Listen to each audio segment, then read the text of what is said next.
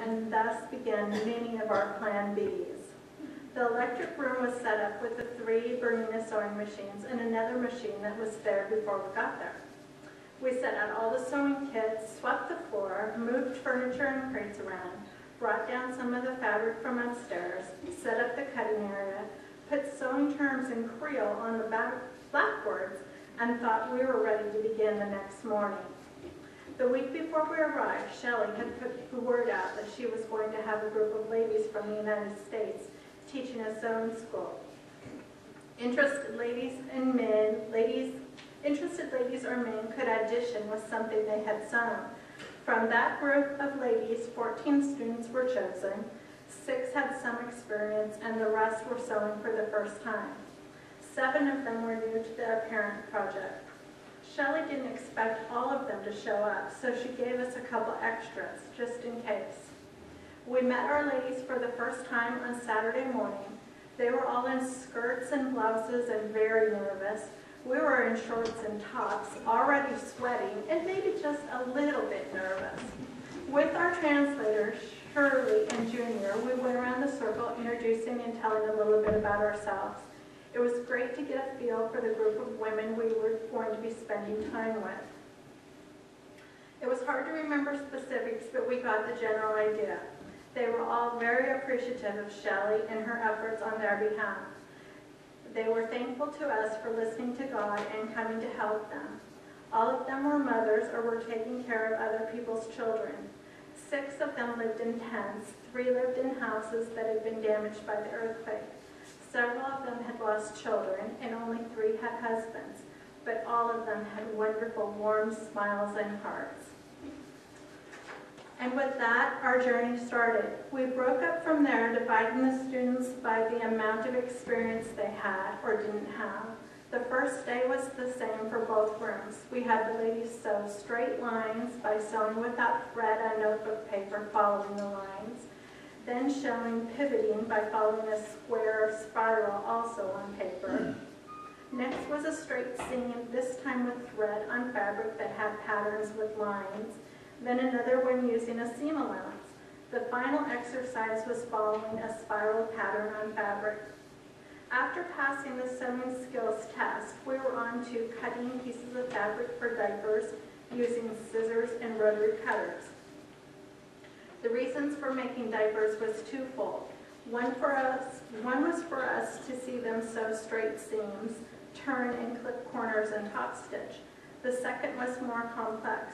In Haiti, all education cost.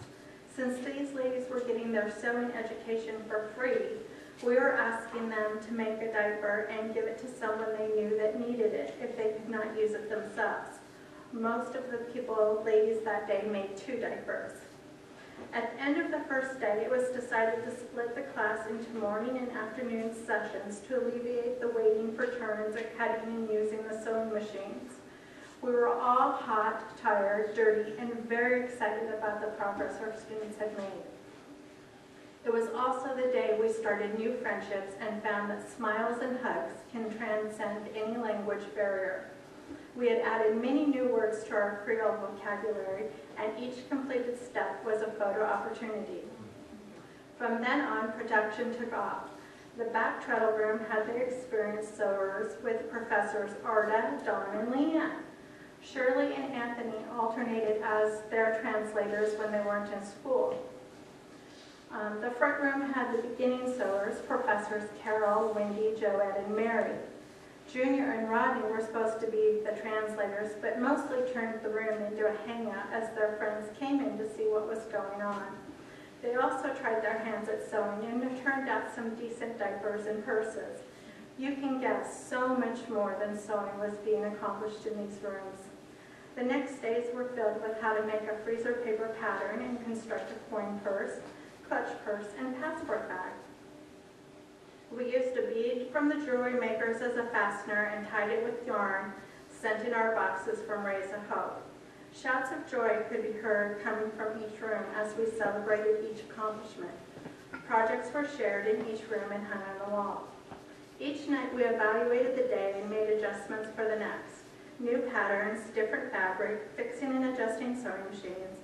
making curtains, rearranging the rooms for better airflow and traffic, and adding new Creole words to the blackboard were just a few of the activities that went on before we went to bed.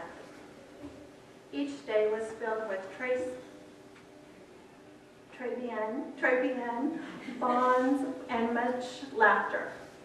Success was measured in many ways. Shelley posted a picture of one of the coin purses on the website as a future project. By the next morning, she had an order for 20. For us, each morning and afternoon, Our Lady showed up and greeted us with bonjour or bonsoir. Each session ended with a hug. None of the students quit. They learned to make a diaper, a coin purse, a clutch purse, and a passport bag. 7 of the ladies that were not previously earning money through the Parent Project were now employed as seamstresses. Junior has 7 surrogate mothers and 1 sister. We learned to love and depend on each other. We learned to have faith in God's plan. Our students found that a small community with a big heart and God's love cares about them and their country. And we thought we were just going to teach sewing.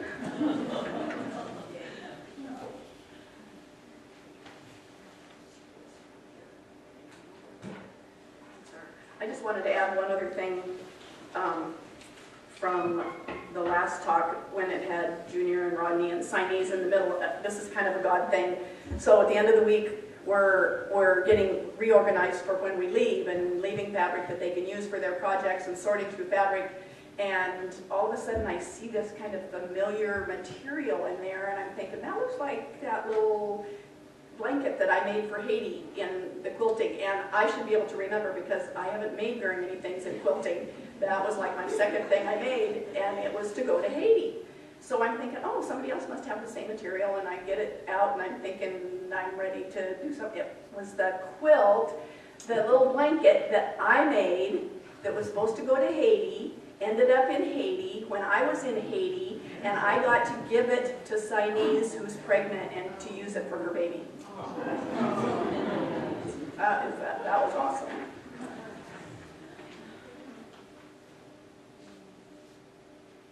Okay, I get to talk to you a little bit about our excursions, or our field trips as we call them.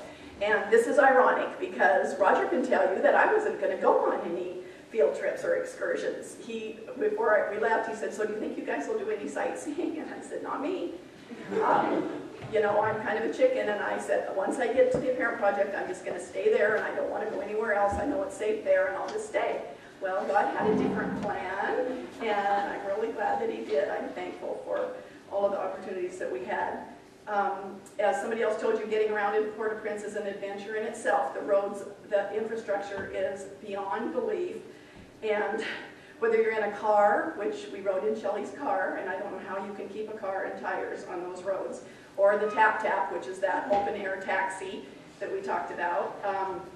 The roads were rocky and rutted, and our first trip from the airport to the Parent Project took an hour because of traffic. It's really only about 20 minutes, but it was hot and bumpy, and we looked horrible. By the time we got there, that was probably the hottest and the sweatiest I think that we were the whole week. And once we got there, I was already trying to convince myself that that was my last trip outside of the Parent Project, because I didn't want to be on those roads. But the first Sunday, so we taught on Saturday. On Sunday morning, we knew we were going to go to church, and Rodney had asked us that he wanted us to go to his church, which was a missionary church in the neighborhood.